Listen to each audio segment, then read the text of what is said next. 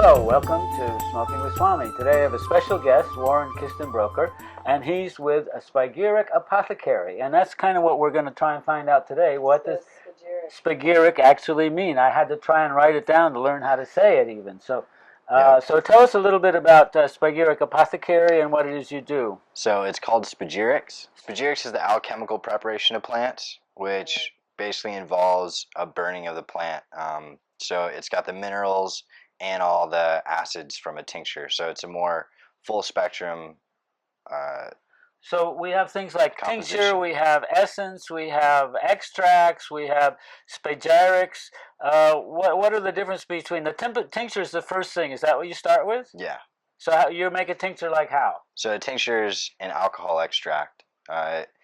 It's a lot like maybe butane or propane extraction, but alcohol has a different polarity, so it pulls out a lot more of the plant, which can. So you put it in a jar with some bud and some what kind of alcohol? I use organic grape alcohol. Organic grape, but which proof is? How much proof is that? The higher the proof, the better.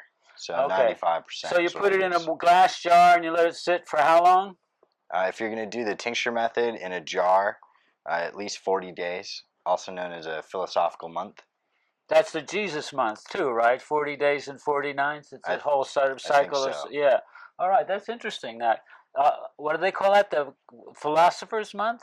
A philosophical month. Philosophical month. Okay, so you put your grapeseed alcohol, grape alcohol, in a jar for 40 days with a couple of how many flowers in a quart? Say. In a quart, maybe 2 ounces, 2 to 3 ounces. And you say flowers is the best. Yep, flour would be the best to use. Okay. The starting material you use, the potency goes into the extract. So that I see. So if you had a high CBD, you'd also get high CBD in the extract? Exactly. I see. So now you have this alcohol extract. What do you do with that? So the alcohol extract pulls all the cannabinoids from the plant and the terpenes. So it's a really full spectrum extraction of the plant. So the tincture is saved, and then the leftover plant matter is burned and calcinated. So how do you burn it? Burn it in open fire in a cast iron pan or pot, and then it needs to be calcinated. So the salts are locked up in the body of the plant, and that's mostly because of carbon. So when you do the burn, you're burning off all the carbon, and you're also releasing the plant back to nature. And in return, you get these this white ash, which now contains the minerals of the plant that are now water soluble. So you can take those out with water and then filter it and slowly let it crystallize and evaporate, and you'll get these white salts. So you take this ash and you dilute it with water, you cover it with water, right? And then what happens? You let that evaporate. Yeah, you filter it from the ash, so now you just have the water that's been filtered, and slowly let that evaporate, and you'll get white salts. If you get a good burn, they'll be white. And those are added back to the tincture, and that is what makes a spagyric. I see. Okay, so this ash is then burnt, and like I'm interested when you say you send the plant back to its spirit or something like that, the physical body. You're putting releasing a plant back to nature to some degree. I see. So it can be thought as that. In alchemy, there's a lot of philosophical ideas that are represented with actions. So it's also kind of an inner working as far as it is an outer working. I see. So part of the thing with alchemy though is also correlating it with the astrological signs when the moon cycles and things of that nature and also I would think when you gather the raw material. If you make sort of a ritual statement to say, I'm taking from nature, but I'm going to give back to nature, and I thank you for everything you're giving me. Exactly. Right? And you gather it on a certain moon cycle, and then you do the various processings on certain moon cycle. So there's a lot of energetic aspects that go into making a tincture. So spagyrics accounts for making sure that it's physically potent, with chemicals that represent things like vitamin C, different antioxidants, but it also maintains the plant in an energetic perspective. So it's important to take into account when the plant was grown, how it was grown, and when it was harvested with the seasons, rather than a plant that's maybe grown in a greenhouse or a warehouse during the winter months Right. wouldn't be as good as a plant that was grown That's why we under the say sun. sun, moon, and star grown. That you're Exactly. getting all of those things. That it's not even in a greenhouse. It's not even light depth, right? Because you're getting the star energy Hmm. that comes in, and so that that what that does is it orients the plant to the planet Hmm. and to the solar system, Yep. and that aligns the energy so that whatever your tincture is becomes stronger, more potent. Yeah, a lot of plants are referenced to be governed or influenced by certain planets. Cannabis, for example, is supposed to be a Saturn plant. So, I see. So maybe to gather it on a Saturday, yep, that could right? be good. Or when the moon. Or maybe when Saturn's high up in the sky, or when it's rising, or Well, these would be experiments you could actually exactly. try and do one when it's down and one when it's high and so on. Hmm. Interesting that There's way. definitely a difference, especially making tinctures. In spagyrics, there's the 7 basics, where you make a tincture for every day, and All every right. day of the week represents a certain planet. So you do a different herb on a different day, and then you start taking a different tincture every day of the week, but then you repeat it every week. So if you're taking a tincture, what are you missing that you get in a spagyric? Spagyric. Uh, a spagyric tincture has the minerals of the plant, or a regular tincture just has the oils of the plant. So in alchemy, there's soul, body, and spirit. And Anima, animus, and that sort of they call it. Yeah, soul, body, and spirit. so there's 3 principles to every living thing, which breaks down into salt, oil, and Water? No. mercury. Well, I'm Salt. kind of mixing them up. Okay, we're keeping the secret, It's so you don't sulfur. all. This is the alchemy. We can't reveal everything all at once. You see, so sometimes you're supposed to forget things that I you're not guess supposed to so. say them because they're not supposed to be said in public. That's one of the things about because this is so much inside a laboratory or in a small private space where you're just totally focused on the plant, right? Hmm. And it's like it's you and the essence of it. Yeah. All right. So you're putting the salts back in, the minerals back in, which are water soluble, in order to combine with the oil soluble stuff that's already in the tincture. Yeah, and alcohol is the only thing that can do that. So it's called the spirit of plants. So Mm. the oils of a plant are known as the soul, and the salt or minerals of the plant are known as the body. So in an alchemical sense, the oils are just as important as the minerals, and how it works on the body as a whole kind of entourage synergy effect. Right, because different things when you take them with oil go to a different part of your body as when you take them with water, Hmm. right? And so I think this is one of the ways in which we can also progress the whole making of tinctures for healing. Hmm. That we have it more specific in terms of okay, this is a spagyric, right? But it's also for this day with this herb, Yeah. right? And so that becomes much more specific to a particular need or illness or recovery or something. Hmm. Yeah, it takes in a lot more into account. It takes a lot more into account The as far as, totality of the plant, yeah, mind, body, because spirit. the plant's not only acting on your body, it's also acting on your soul, or maybe your mind or thoughts, kind of thing. So it it's really working with more than just the physical. So it's important to take that take that into account when you're working with tinctures and herbs. But take it into account when you first harvest the herb and when you first plant the herb, Hmm. that you say acknowledge the spirit and how the spirit. So we take our seeds here and we put them on the lap of the goddess Ganjama, so they're empowered by the divine energy, right? Through all plants, through Mother Goddess, Mother Nature, right?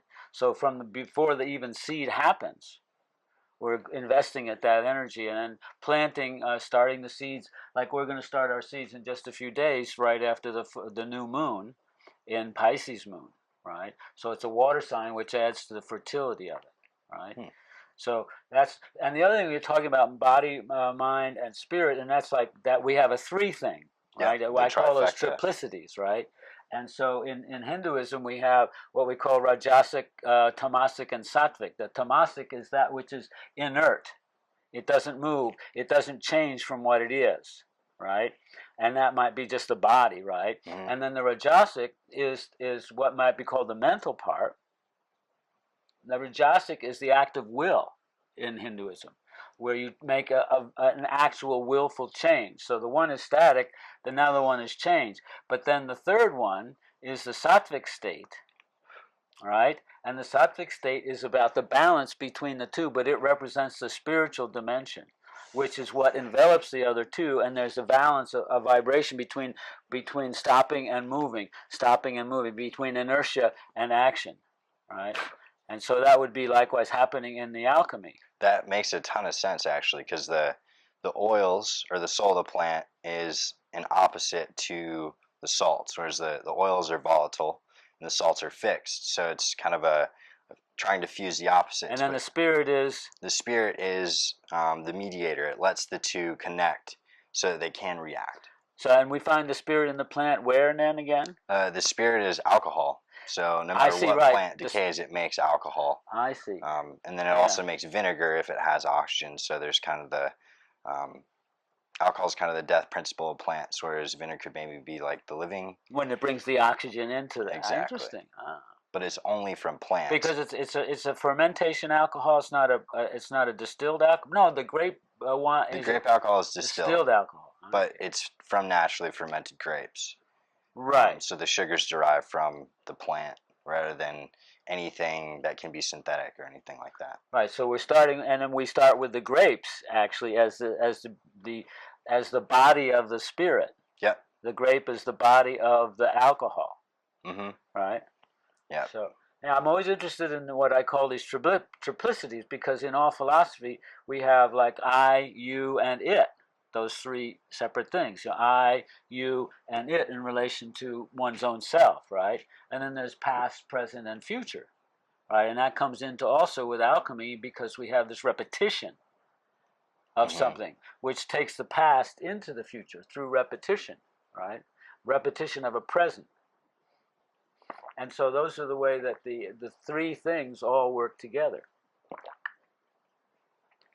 Yeah, it's interesting how it pops up in so many different perspectives, as far as the fusing the Trinity, or things come in threes. I was thinking about electricity, because we have positive, negative, and neutral. Mm-hmm. Right? And neutral takes back to ground, and it's not really different. I mean, the ground takes back it. It's not really different from neutral, but it is. Right, in AC or with direct current. Right, there's like a 3 there. It's not just positive, negative, or it has to be the ground, right? Mm-hmm. Yeah. And don't we get electricity right back out of the ground? Pretty much. Every time there's a lightning strike, there's a huge change in electricity just in the surrounding medium. But also throughout the planet, actually, because there are lightning strikes that are hovering all around the planet constantly. Yep. That's the Schumann resonance. So there's about 7.2 moves up and down at 7.2 lightning strikes on the Earth. And it creates a sound, right? A hum, a vibration, because it's boom, boom, boom, boom, right? Yeah. Supposedly they measured this sound, which is like a bass sound in some Princeton physics lab. And we took that sound and bumped it up octaves so it became audible, and we made that at Earth Dance. And so we chanted Om to this bass sound of the Earth created by lightning. And at Earth Dance, there were people from all over 160 different Earth Dance sites all over the planet. We put speakers in the Ganges River and the Amazon River and the Rhine River, and I forget one in Africa, and all played out this same frequency that you're talking about, of the electric hits, of the vibration, the whole hum of the Earth. Mm-hmm. And they said they could measure, because we had people in 160 places around the Earth chanting Om to this same sound. And they actually measured it in Princeton, that there was a little thing in the actual above of the Earth. So we really sang the song of the Earth at that point, and we harmonized all these people under that thing. So that's kind of the way that these alchemical spagyrics, did I say it right again? No, spagyrics. Spagyrics, yeah. The spagyrics actually are the way that we unite body and soul, and we create a purity which is then directed at a particular healing purpose. Mm-hmm. Right? So, and can you mix various herbs to make a spagyric of different combinations, or? Yeah, you can mix herbs. They can there's a lot of chemistry that happens between them, so it's important to really know about the herb before you just start mixing with other things. Um, Because you could make stuff that would be harmful, yep, obviously. Yeah. If you exactly. can make stuff that's really good, you can always make stuff that actually isn't so good for you, right? Hmm. So that again would be the balance within that human taking it, right, of their body, mind, and spirit, and how the alchemical spagyric would then relate to that, right? Hmm. Yeah. So you gave me a spagyric made with gotu kola, right? Yep, that's one of my favorites. And why is that? Uh, Mostly because it helps with focus and memory, but kind of in a calm fashion. So it's a calming way to focus rather than a kind of caffeine buzzed, energetic way of focusing. So I Okay. liked it because of that, where I could be calm and still get things done, but Right. not Rather than that, try and yes. do everything at once. I see. And doesn't gotu kola also have supposedly something to do with longevity or something, increasing lifespan? Is there one of Yep, those? there's an Chinese herbalist who's supposedly lived to be 256 years old, something like that. But he ate a lot of gotu kola and a lot of pho tea. Hmm. Um, yeah, so I made But he both also those probably into had a pretty tinctures. calm life. You can imagine this guy sitting somewhere in the mountains, doing Chinese characters all day long, right? Yeah, He probably didn't work a desk job in some city, right? no, definitely There's not. other elements that have to go in. Because there's stories likewise in India of these Babas, 250 years old, and so on. I met a couple of them that seemed to be super ancient.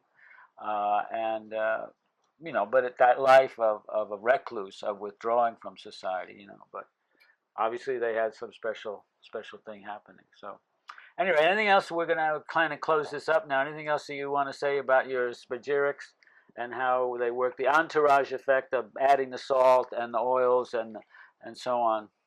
Yeah, I think spagyrics is the best method from a holistic perspective to maintain any plant. So I really like working with cannabis and hemp so that trying to push the cannabis society or cannabis culture to see more of an herbal perspective to the plant, rather than just making it into potent pure extracts where you're really going to lose the synergy of the plant that it originally had when you make pure CBD or Right. start mixing terpenes back with pure CO2 extract. It's really just best to keep the plant whole and holistic and maintain all the chemicals it had in it, like the minerals and the And the oils. balance between all of those. Mm-hmm. Because there's a lot of chemistry that happens when those two are added together. So maintaining that full chemically also symbolizes how it's maintained energetically, I think. So, um, And honors the plant for being totally what it is. Let the plant present itself as what it is, right? Except exactly. we're purifying it down to its real essence. Hmm. Yeah, I think that's a wonderful direction to go in. Anyway, thank you very much, Warren, and Yeah, thank you. see you next time.